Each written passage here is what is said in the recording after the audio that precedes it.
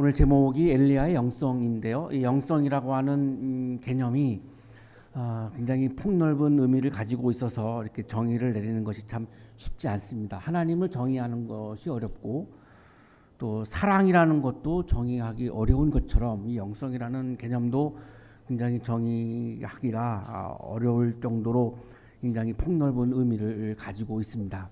그래서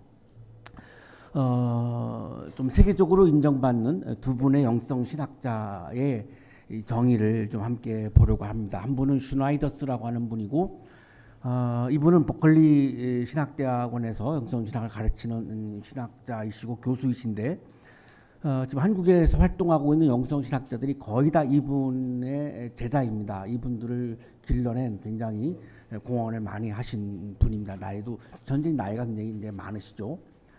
쉘드레이크라고 하는 분도 굉장히 옥스포드에서 학위를 받으신 굉장히 또 세계적으로 인정받는 그런 영성 신학자여서 이 두 분이 정리한 이 정의를 종합을 하면 이렇습니다. 기독교 영성이란 성령의 능력으로 예수 그리스도의 형상을 본받고 하나님의 사랑과 연합하는 삶의 자세다. 기독교 영성은 전인적으로 영과 몸을 포함하고 하나님 이웃 자연과 통합적 관계를 갖는다. 그리고 신앙 공동체와 세상 안에서 신앙 체험, 훈련, 봉사를 통해 일생 성장한다. 자, 이 두 분의 이야기를 종합해 보면 첫째, 기독교 영성은 그리스도의 형상을 본받는다. 예수님을 나의 욕망을 실현시키기 위한 도구로 사용하거나 이용하는 것은 영성이 아니라는 것입니다. 어떤 한국의 그리스도인들 중에는 예수님이 나에게 어떤 의미가 있는가, 나의 욕망을 실현시켜 주시는 분, 이렇게 믿고 있는 분들이 상당수 있는 것 같습니다. 자, 그거는 영성이 아니라는 거죠. 그건 그냥 욕망일 뿐이고, 기독교 영성은 예수님을 본받는 거다. 이렇게 지금 정의 내리고 있는 겁니다. 기독교 영성이란 내가 예수님을 본받는 것이 영성이다. 둘째, 하나님의 사랑과 연합하는 삶의 자세다. 어떤 그리스도인들은 신앙적인 차원에서 내가 어떤 타자를 정죄하고 배제하고 혐오하고 이러는 것이 신앙이 좋다라고 이해하는 분들이 상당수 있는 것 같습니다. 자, 그러나 그거는 이 두 분의 정의에 따르면 기독교 영성이 아니라는 겁니다. 기독교 영성은 하나님의 사랑을 실천하는 것, 하나님의 사랑을 실천하는 것, 이것이 기독교 영성이다. 이렇게 지금 말씀하고 있고, 세 번째, 영과 몸을 포함하고 하나님 이웃 자연과 통합적 관계를 갖는다. 이 유대인들이 이제 실수한 것, 오류를 범한 것이 이것인데요. 나만의 성을 쌓아놓고 우리는 신앙적으로 영적으로 타자들보다 우리는 우월하다. 이게 이제 유대인들의 선민의식, 잘못된 선민의식인데요. 이거를 굉장한 영성이라고 생각을 했습니다. 유대인들도. 그러나 이 두 분은 그거는 기독교 영성이 아니라고 하는 겁니다. 하나님과 자연과 사람과 사랑하며 연합하는 것. 하나님과 연합하고 자연과 연합하고 사람, 이웃과 연합하는 것이 기독교 영성이다. 이렇게 말합니다. 네 번째, 신앙 공동체와 세상 안에서, 우리가 세상 안에서를 굉장히 주목해야 되는데요.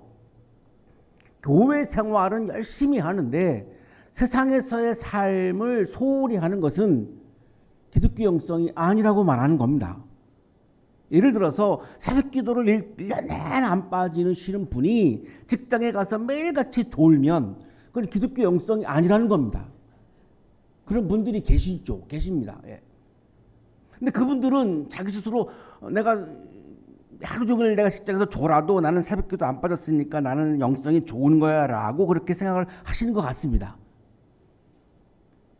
교회 생활만 열심히 하는 게 아니라 세상 안에서 신앙을 체험하고 세상 안에서 영적인 훈련을 하고 세상 안에서도 내가 봉사를 통해서 영적으로 성장하는 것이 기독교 영성이다. 이렇게 정의를 내리고 있는 겁니다. 주일에는 우리가 예배당에 나와서 열심히 내가 온 마음을 다 다 다해서 예배를 드리고 주중에는 내가 일터에 나가서 일터에서도 주일 예배와 분리되는 것이 아니라 주일 예배와 연결되어서 연속성에서 직장에서도 일터에서도 신앙을 체험하고 영적으로 훈련을 하고 그리고 신앙의 차원에서 사랑의 봉사를 하고 그래서 내가 영적으로 성장해야 그것이 기독교 영성이다. 이렇게 지금 설명을 하고 정의를 내리고 있습니다. 오늘의 성서율과 본문은 기원전 9세기경에 북왕국에서 활동했던 예언자 엘리야가 하나님의 영으로 충만한 영성을 통해서 하나님과 하나가 되고 하나님과 신비로운 연합을 하는 영적 사건을 우리에게 말씀해 주고 있는 본문입니다.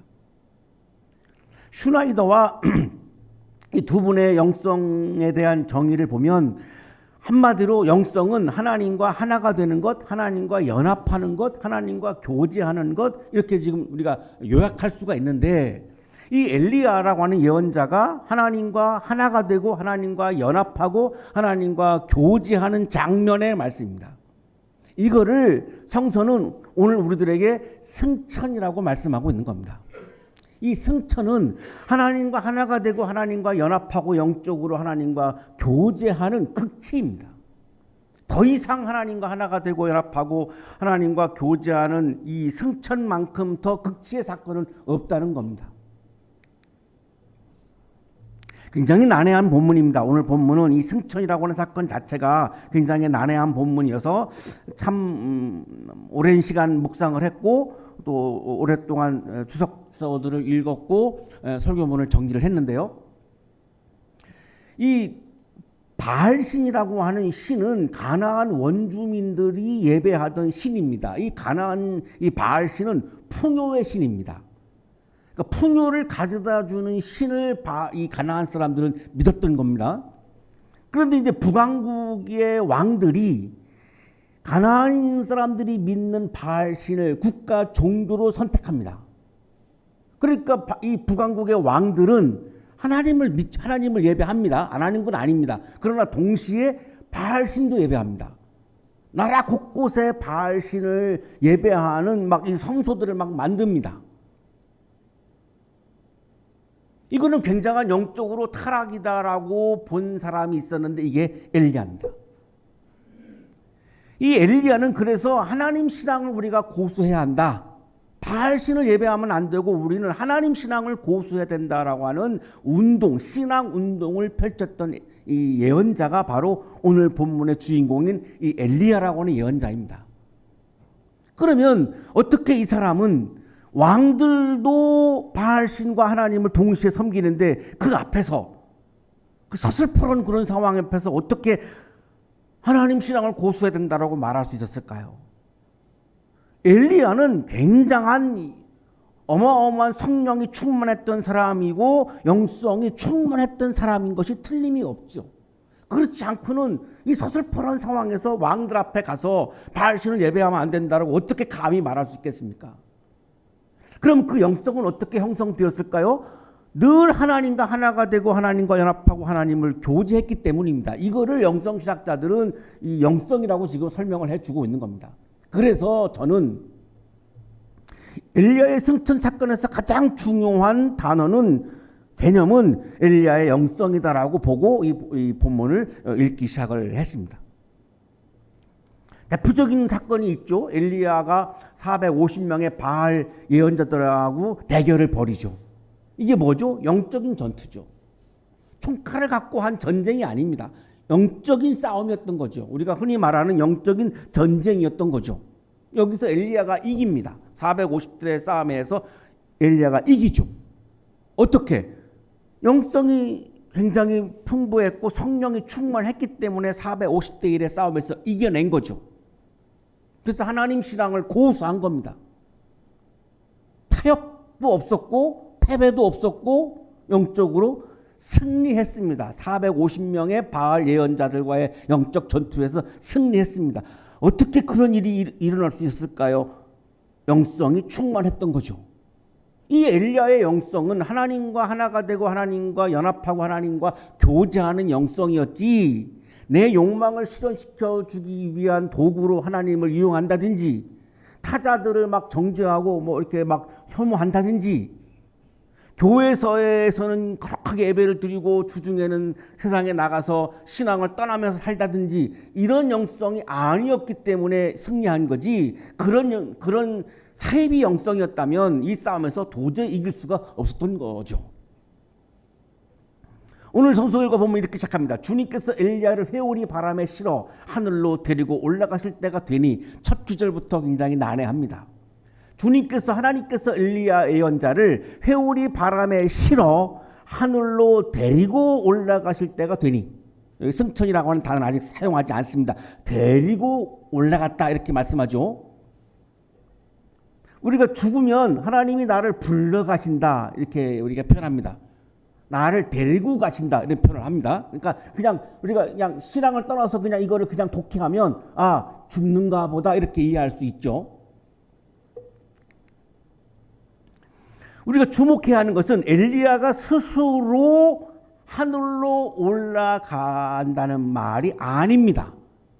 엘리야가 자기 스스로 하늘로 올라간 것이 아니죠. 데리고 간 거죠. 하나님이 데리고 하나님이 올라가신 거지, 엘리야가 자기 스스로의 능력과 힘으로 자기 스스로 올라간 건 아닙니다. 그래서 요한복음 3장 13절은 예수님 외에 하늘로 올라간 자는 아무도 없다 이렇게 표현합니다.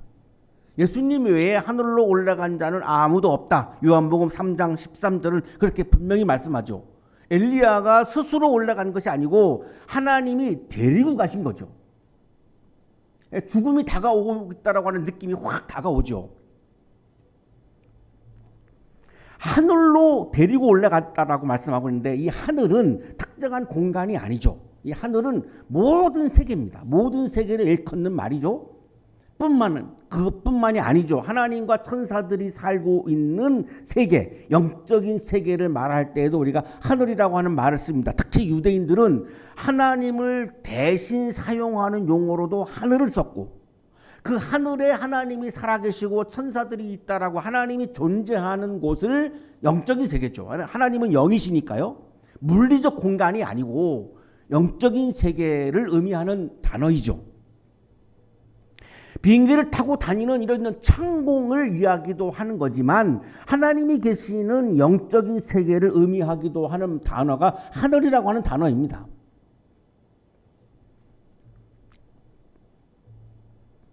우리 교회 청년들이 오늘 예배를 드리기 전에 이 본문을 가지고 사전 토의를 우리 청년들이 했습니다. 우리 청년들이 토의한 결과를 보니까 여기서 말씀하시는 하늘이 이렇게 비행기 타고 올라가는 그런 창공이 아니다. 전원, 만원, 만장일치, 전원이 다 그렇게 생각을 합니다. 엘리야가 하나님이 하늘로 데리고 올라갔다라고 하는 이 말씀이, 엘리야가 이렇게 비행기 타고 하늘로 쑥 올라갔다고 이해하는 청년이 한 명도 없다는 겁니다. 자, 그러나 우리 기성세대의 그리스도인들 중에는 아직도 그렇게 믿는 분들이 상당수 많습니다. 오정현 목사님의 말씀에 하면 80% 이상은 그렇게 믿을 겁니다. 이렇게 말씀을 하시더라고요. 오 목사님하고도 한번 토의를 해봤는데, 그래서 이 기성세대의 이 신앙과 우리 청년들의 신앙의 이 갭이 굉장히 크다라고 하는 걸 느끼면서, 이걸 어떻게 좁혀가야 하나. 이 좁혀가지 아니하면 신앙의 개성이 이루어지지 않기 때문입니다. 참 이게 굉장히 우리들의 과제라고 하는 생각을 또 다시 한번 하는 그런 부분이었는데요. 과학을 배운 우리 청년들이 하늘 우주선 타고 쭉 올라가면 별도의 공간이, 물리적 공간이 또 있다라고 믿는 청년들은 한 명도 없다는 겁니다. 그러니 하늘로 데리고 올라갔다라고 하는 이 말씀을 영적인 세계로 들어갔다라고 이해하지 않고 별도의 하늘 위에 또 다른 공간으로 갔다라고 이해를 하면 이 갭이 너무나 커지는 거죠. 어쨌든 하늘로 데리고 올라갔습니다. 영적인 세계로, 하나님이 계시는 곳으로 데리고 갔다는 거죠. 하나님이 계시는 곳으로. 그러나 그것이 물리적 공간은 아니라는 겁니다. 여기서 말씀하시는 하늘이라고 하는 의미가. 자, 이런 상황에서 엘리야가 자기 제자인 엘리사를 데리고 길갈을 떠납니다. 엘리야는 죽음을 앞두고 있었고 죽음을 앞두고 제자와 함께 길을 걷고 있는 거죠. 길갈은 예루살렘에서 약간 북쪽에 있는 위치고, 이 지도 보시고 오늘 나오는 이제 길갈 출발해서 이 두 사람이 베델로 갔다가 여리고로 갔다가 요단강으로 갑니다. 이 지명에 대한 소개하면 시간이 많이 가니까 그냥 지도를 보시고 그냥 머릿속에 이렇게 넣으시면 좋겠습니다. 길갈을 떠나서 베델로 갔다가 여리고로 갔다가 요단강으로 가는 게 오늘 본문의 거의 반입니다. 이거를 그냥 굉장히 자세하게 설명을 해주고 있습니다. 엘리야가 자기 제자인 엘리사에게 말하는 거죠. 나는 주님의 분부대로, 우리가 주목할 규절입니다. 주님의 분부대로, 자기의 뜻대로 베델로 간 게 아닙니다. 엘리야는 주님의 분부를 따라서 베델로 갑니다. 엘리야가 어떻게 하나님과 연합하고 하나님과 하나가 되고 하나님과 교제했는가? 주님의 분부를 따름으로 하나님과 하나가 된 겁니다. 주님의 분부를 따르지 아니하면 하나님과 하나가 될 수 없죠. 하나님을 반역하는 거죠. 하나님을 거역하는 거죠.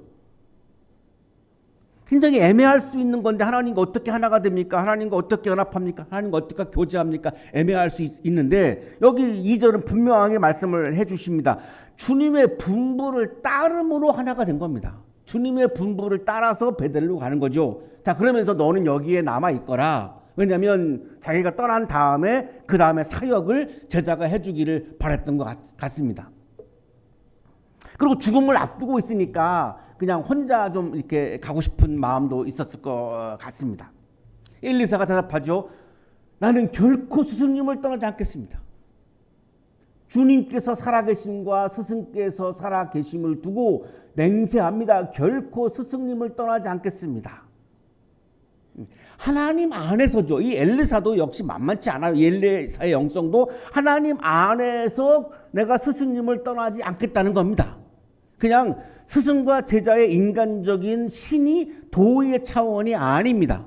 하나님의 안에서 내가 사역을 해볼 때에 나는 스승님과의 신의를 지키는 것이 맞고 그래서 나는 스승님을 떠나지 않겠습니다. 그래서 두 사람이 베델로 이제 갑니다. 베델에 갔더니 예언자 수련생들이 있습니다. 한 50명 이상이 됩니다. 오늘 이렇게 다른 본문을 보면 일단 그런 본문들이 나오니까요. 굉장히 많은 이 베델 안에만 50명 이상의 예언자가 되려고 영적인 수련을 받는 사람들이 지금 살고 있는 겁니다. 천주교와 불교는 지금 성직자가 부족한 지 오래됐습니다. 이미. 개신교는 그래도 성직자가 부족하지 않았는데 자, 이제 지금 개신교도 부족한 상태에 왔습니다. 지금 기존 교회들이 이 부목사와 전도사를 구하기가 굉장히 어렵다고 지금 난리입니다. 구할 수가 없답니다. 왜냐하면 신학대학이 미달된 지가 오래됐습니다. 그러니까 목사 안수를 받는 사람이 없다 보니까 부교역자를 구하기 어렵고 우리 오정희 목사님한테 잘해드려야 될 것 같아요. 예, 가시면 안 되면 구하기가 어렵습니다. 가시면 오 목사님 잘해서가 아니라 구하기 어렵기 때문에 잘하십니다. 막 신문에까지 지금 나올 정도입니다. 구하기 어렵다는 겁니다. 저는 이거 읽다가 너무 감동이었습니다. 우리는 지금 그런데 여기는 지금 바알 신의 예언자들과 하나님의 예언자들과 어마어마한 막 격투를 벌이는 이런 상황입니다. 그러니까 막 엘리야도 막 죽이려고 했습니다. 이 바알 예언자들이 이런 상황인데 예언자 수련생들이 많았다? 이거 굉장히 감동이죠. 이들이 이렇게 말하죠. 선생님의 스승을 주님께서 오늘 하늘로 데려가려고 하시는데 자, 우리가 주목할 것이 있습니다. 이 수련생들은 아직 승천의 개념을 모르는 사람들입니다.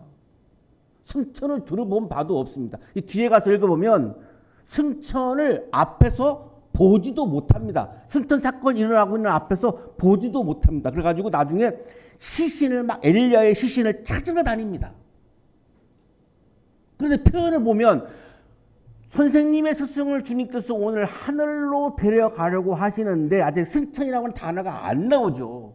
그러니까 하늘로 데려간다라고 하는 말은 그 당시에 죽음에 대한 또 다른 표현으로 우리가 볼 수 있는 거죠. 하늘로 데려가신다. 하나님이 나를 불러가신다. 하나님을 나를 데려가신다. 그냥 죽는다라고 하는 것을 말하고 있는 겁니다. 그러니까 엘리사가 듣다가 조용히 해. 자기 스승에 대한 죽음을 얘기하니까 좀 듣기 싫었겠죠. 그러니까 조용히 해. 이렇게 말하죠. 그리고 엘리야가 다시 엘리사에게 주님의 분부대로 나는 여리고로 가야 돼. 여리고로 또 갑니다. 왜 갈까요? 거기에 또 엘리야와 엘리사의 제자들인 예언자 수련생들이 살고 있는 겁니다. 그러니까 엘리야가 세상을 떠나기 전에 수련생들을 만나고 싶은 거예요. 마지막으로 어떤 이렇게 좀 영적인 계승을, 성령의 계승, 영적인 계승을 해주고 싶은 마음인 것 같아요. 그런 게 막 느껴지죠. 그러니까 넌 여기 남아라 그랬더니 엘리사가 또 똑같이 말합니다. 결코 나는 스승님을 떠나지 않겠습니다. 아주 훌륭한 제자이죠. 스승을 배반하는 제자가 많잖아요. 우리 청년들 잘 새겨 들으세요. 그래서 이 두 사람이 여리고로 갑니다. 여리고 가니까 수련생들이 똑같아요. 선생님의 스승을 주님께서 오늘 하늘로 데려가려고 하시는데 선생님께서는 알고 계십니까? 조용히 해. 영광스러운 승천을 말한 거라면 엘리사가 얼마나 기분이 좋았겠습니까? 이들은 아직 승천을 모릅니다. 그냥 죽음을 얘기하는 거로 보입니다. 엘리야가 또 제자에게 엘리사에게 말합니다. 요단강으로 가야 한다. 주님의 분부를 따라서 계속 이게 반복됩니다. 주님의 분부대로. 주님의 분부를 따르는 게 주님과 하나가 되는 거다라고 하는 걸 우리에게 강력하게 말씀하고 있습니다. 그게 영성이라는 겁니다. 너는 여기에 남아라. 결코 나는 스승님을 떠나지 않겠습니다. 그래서 두 사람이 이제 함께 길을 떠나는 거죠. 이걸 이제 보면 길가를 떠나서 베델을 찍고 여리고를 찍고 요단강으로 이제 간 겁니다. 엘리야는 계속해서 주님의 분부에 따라 길을 걸어갑니다. 엘리야는 하나님의 분부를 따름으로 하나님과 하나가 됩니다. 오늘날에도 똑같습니다. 우리가 하나님의 분부를 따르는 것이 하나님과 하나가 되는 영성입니다. 이거를 가로막는 건 뭐죠? 내 뜻대로 내가 가려고 하는 것이 자꾸만 하나님의 분부를 따르는 것을 가로막는 거죠. 내 안에서 이러한 영적인 전투가 계속해서 벌어지고 있는 겁니다. 때로는 하나님을 따르는 이 영적인 것이 영적인 세계가 이길 때도 있고 그냥 하나님의 뜻을 따르지 않고 그냥 내 마음대로 내 길을 걸어가는 것이 또 이길 때도 있습니다. 이거 끊임없이 영적인 싸움을 하는 겁니다. 하나님과 연합하고 하나님과 하나가 되고 하나님과 교제하고 하나님의 분부에 순종하는 것, 이것이 엘리야가 우리들에게 보여주고 있는 엘리야의 영성입니다. 예언자 수련생들이 여기에 요단강에서 또 나타났습니다. 그래가지고 이렇게 보고 있습니다. 엘리야가 겉옷을 벗어가지고 요단강물을 이렇게 가르죠. 그러고서 이제 두 사람이 이 요단강을 이제 건너갑니다. 가나안 땅에 들어갈 때하고 굉장히 비슷하죠. 우리가 주목할 것은 엘리야의 겉옷에 초자연적인 힘이 있는 것이 아닙니다. 이 겉옷은 하나님의 능력을 발현하는 도구이지 그 옷 자체에 어떤 능력이 있는 것은 아닙니다. 자, 그러나 많은 그리스도인들 중에 이런 사건이 벌어지면 그 옷 자체에 관심을 가지는 경우가 많습니다. 굉장히 우리가 조심해야 되는 거죠. 그 옷 자체에 능력이 있는 게 아니죠. 하나님의 능력이 옷을 통해서 하나님의 능력이 발현된 거죠. 그러니까 우리가 집중해야 되는 것은 하나님이지 옷이 아닙니다. 하나님에게 집중하는 게 영성입니다. 그런데 이 옷이 하나님에게 집중하는 것을 방해합니다. 이 옷이 오히려 방해합니다. 옷에 눈이 가가지고 하나님은 안 보는 거죠.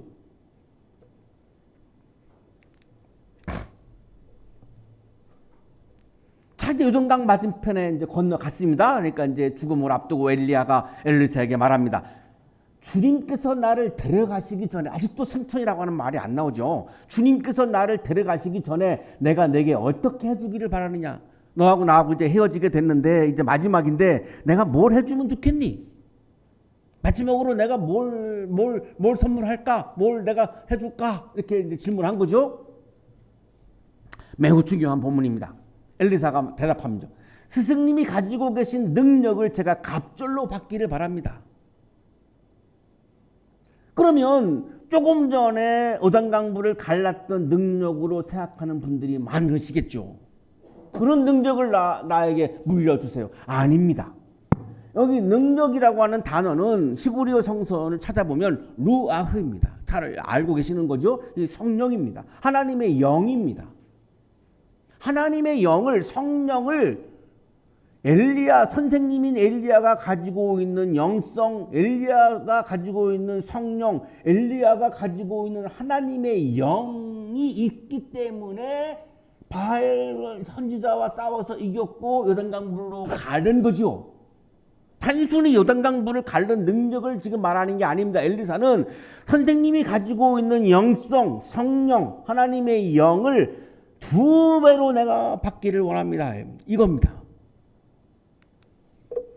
루아흐 개혁 성서는 성령으로 번역을 했고 개혁 한글은 영감으로 번역을 했고 가톨릭 성서는 영으로 번역을 했고 킹 제임스 버전은 스피릿으로 번역을 하고 있습니다.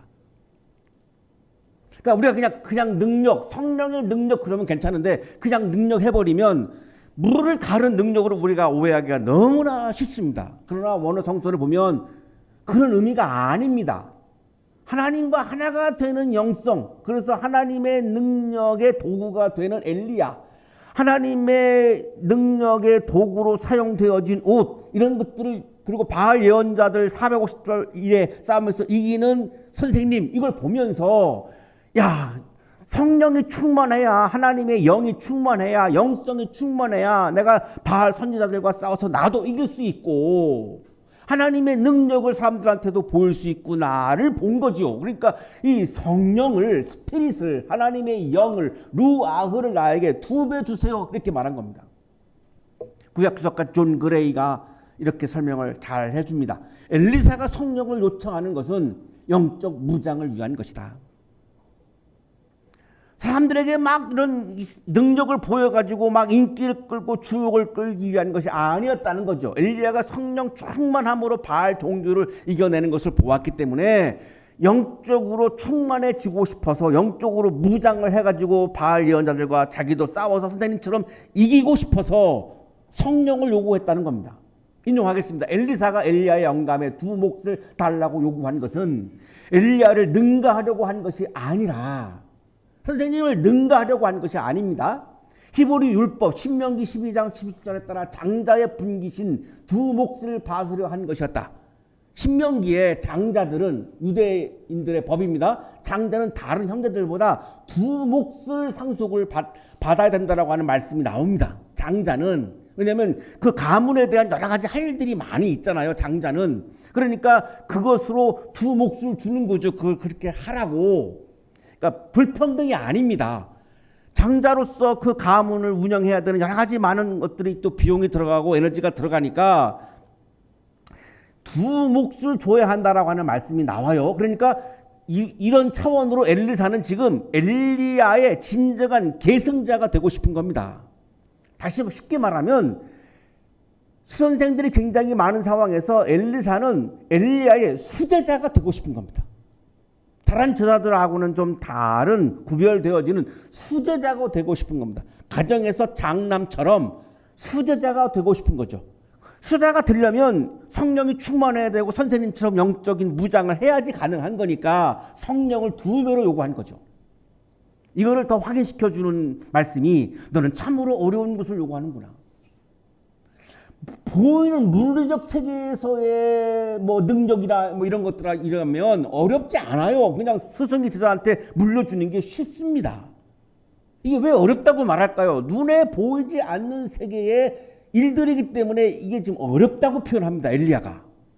주님께서 나를 너에게서 데려가시는 것을 내가 보면 내 소원이 이루어지겠지만 그렇지 않으면 그것이 이루어지지 않을 것이다. 자, 이제 승천이 조금씩 나오기 시작합니다. 네가 영성을 내가 가지고 있는 성령을 2배나 받고 싶다면 조건이 있어. 그거는 하나님께서 나를 데려가시는 것을 내가 보아야 돼. 못 보면 안 돼. 보아야 되는데 그게 어려워. 왜 어려울까요? 승천이라고 하는 사건은 물리적 사건이 아니고 영적인 사건이기 때문에 눈으로 보는 게 어렵다고 말씀하는 겁니다. 모든 사람이 볼 수가 없습니다. 그래서 그 현장에서 엘리사는 봤는데 다른 수련생들은 못 봅니다. 왜? 물리적 사건이면 다 봤겠죠. 영적인 사건이 있기 때문에 못 보는 사람과 보는 사람이 지금 나뉘어집니다.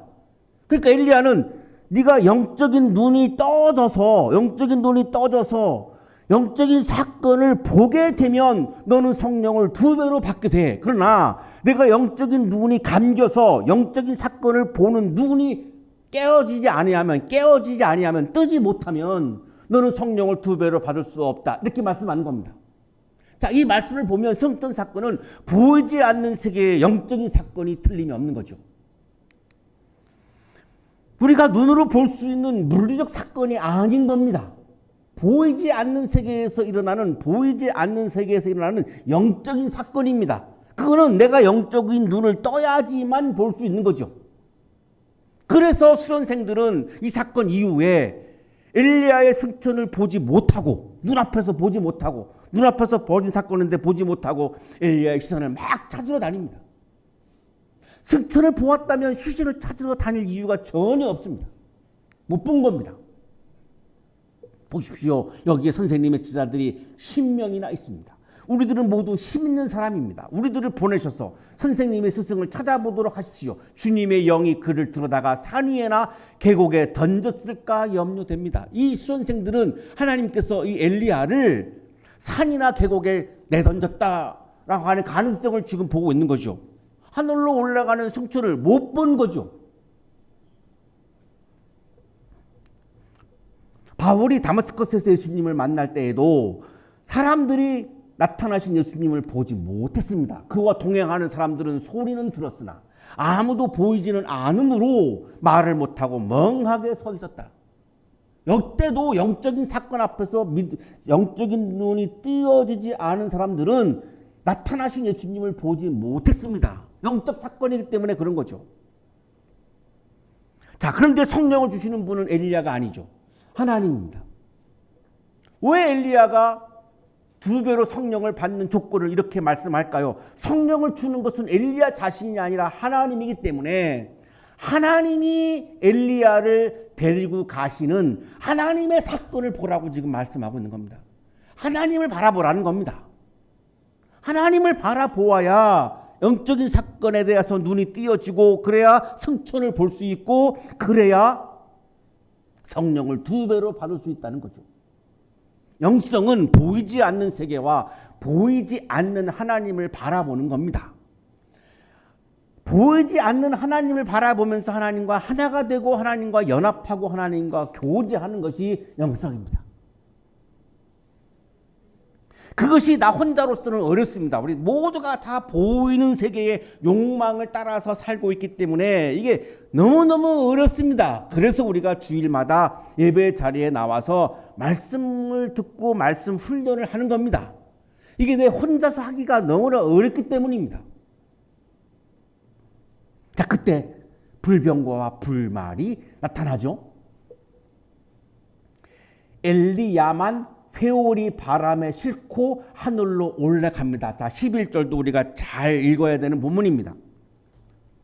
많은 분들은 엘리야가 불병거와 불말을 타고 하늘로 올라갔다라고 이해하고 있습니다. 그러나 본문은 어디에도 그렇게 말씀한 적이 없습니다. 스윙 로 스윗 캐리옷, 이 노래 때문에 아마 더 그런 것 같아요. 그 노래 가사가 그렇게 돼 있습니다. 유명한 노래죠. 불병거와 불말이 나타났습니다. 이건 뭘까요? 하나님의 현현입니다. 하나님은 늘 불로 나타난 적이 굉장히 많습니다. 하나님이 나타나셨다, 하나님이 현현하셨다라고 하는 하나의 상징어죠. 불로 나타나신 거죠. 자, 그리고 바람을 타고 올라갔다라고 이해하는 분들도 많은데 그런 본문도 없습니다. 바람에 싣고 하나님이 올라가신 거죠. 바람에 싣고 누구를? 엘리야를 바람에 싣고 하나님이 올라간 거지 엘리야가 바람을 타고서 막 올라간 게 전혀 아닙니다.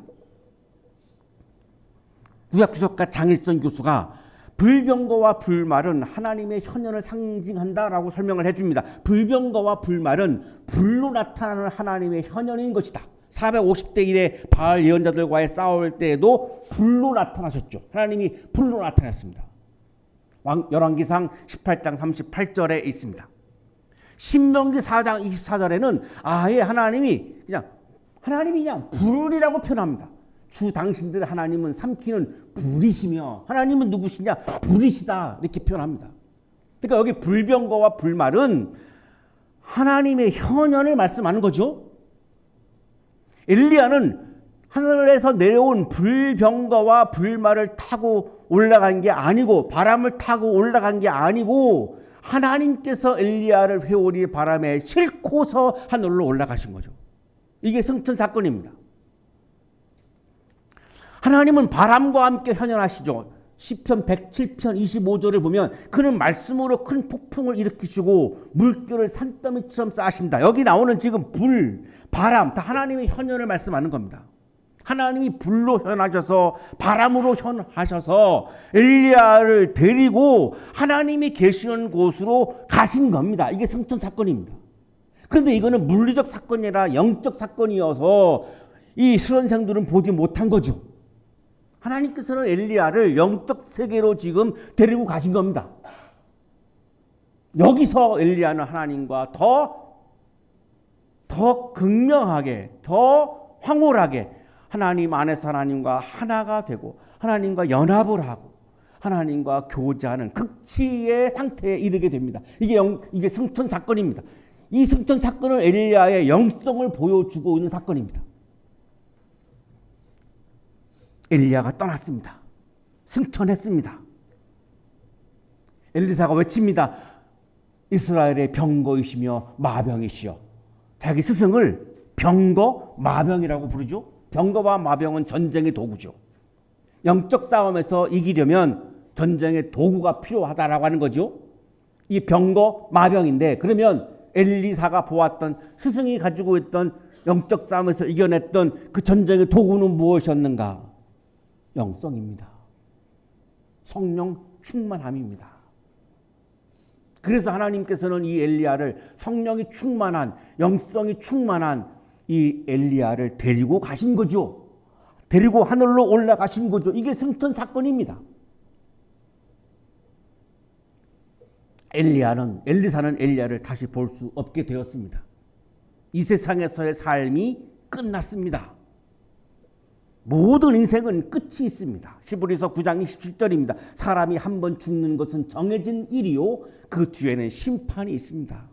더 이상 엘리사는 스승을 엘리야를 볼 수 없게 되었습니다. 그래서 슬픔에 겨워서 자기의 겉옷을 막 찢습니다. 다시 만날 수 있다는 희망이 있었다면 이렇게 안 했겠죠. 너무나 슬펐습니다. 스승을 볼 수가 없으니까. 사랑하는 하나님 가족 여러분, 우리가 신앙인으로 산다는 것은 보이는 욕망의 세계와 동시에 보이지 않는 영적인 세계에서 사는 것입니다. 신앙인이 아닌 자연인들은 보이는 세계, 욕망의 세계에서만 그냥 욕망을 추구하며 살아가는 겁니다. 저는 그거를 정죄할 마음이 없습니다. 그것도 하나의 인간의 삶입니다. 자, 그러나 신앙인이라고 하는 정체성을 가지고 있는 여기에 있는 우리들은 보이는 세계, 욕망의 세계에서도 살지만 삽니다. 그걸 거기서 안 살 수 없습니다. 살고 있습니다. 그러나 신앙인이란 동시에 보이지 않는 세계, 영적인 세계에서도 사는 것을 말하는 겁니다. 여전히 내가 신앙인이라고 말하면서 보이는 세계에서만 산다면 나는 사실은 진정한 신앙인이라고 말할 수 없는 겁니다. 자연인하고 똑같은 겁니다. 보이는 나를 위한 세계에서 우리가 살죠. 우리 모두는 다 이기적인 존재입니다. 다 이기적인 것을 추구하며 살아가죠. 어느 누구도 예외가 없습니다. 아무리 거룩한 사람들도 이기적인 마음을 어떻게 이걸 어떻게 버릴 수 있습니까? 불가능합니다. 다 이기적인 세계에서 삽니다. 자연인들은 다 그렇게 살아요. 그러나 신앙인은 동시에 보이지 않는 하나님을 위한 세계에서도 사는 겁니다. 이 두 세계의 갈등이 늘 내 안에서 벌어지고 있고 영적인 싸움이 늘 벌어지는 겁니다. 중요한 건 이 싸움에서 내가 이기느냐 지느냐입니다. 엘리야는 영성으로 성령 충만함으로 그거를 이기는 영성을 우리에게 보여줬고, 엘리사는 너무나 그게 아름다워 보여서 그거를 2배나 받고 싶었던 겁니다. 엘리야는 그 영적 싸움에서 이긴 사람이었기 때문에 하나님이 데리고 하늘로 올라가신 승천 사건의 주인공이 된 겁니다. 보이는 이 세상과 동시에 보이지 않는 하나님의 나라에서 사는 것, 이것이 신앙인의 삶이라고 말할 수 있습니다. 영적 세계가 욕망의 세계를 이기는 것이 우리들에게는 중요한 것인데, 이것은 내 능력으로는 되지 않습니다. 어림도 없습니다. 대부분 욕망의 세계가 영적인 세계를 이기지 어떻게 영적인 세계가 욕망의 세계를 이길 수 있겠습니까? 저를 포함해서 우리 모두는 욕망의 세계가 이길 가능성이 훨씬 더 많습니다. 이 싸움에서 이기는 것은 성령의 능력으로 가능한 겁니다. 그래서 성령 충만이 중요한 거고 영성의 충만함이 중요한 거죠. 그래서 중요한 거죠. 내 욕망을 이루기 위해서 성령 충만이 중요한 게 아니고, 이 영적 싸움에서 이기기 위해서 성령의 능력이 아닌 것은 이길 수가 없기 때문에 성령 충만함이 우리들에겐 중요한 거죠. 그래야 이 싸움에서 이겨야 하나님과 하나가 될 수 있고 하나님과 연합할 수 있고 하나님과 교제하는 영성이 충만할 수 있습니다. 그때에는 자연인들이 경험할 수 없는 영적인 기쁨의 충만함을 경험하면서 우리는 하나님께 찬양하고 하나님께 영광 돌리고 하나님 앞에서 기뻐하는 삶을 살아갈 수 있는 것입니다. 어렵지만 성령의 능력으로, 성령의 도우심으로 여러분에게 영성이 충만하고 성령이 충만해서 영적인 기쁨을 충만하게 누리는 여러분의 삶이 되시기를 간절히 축원합니다.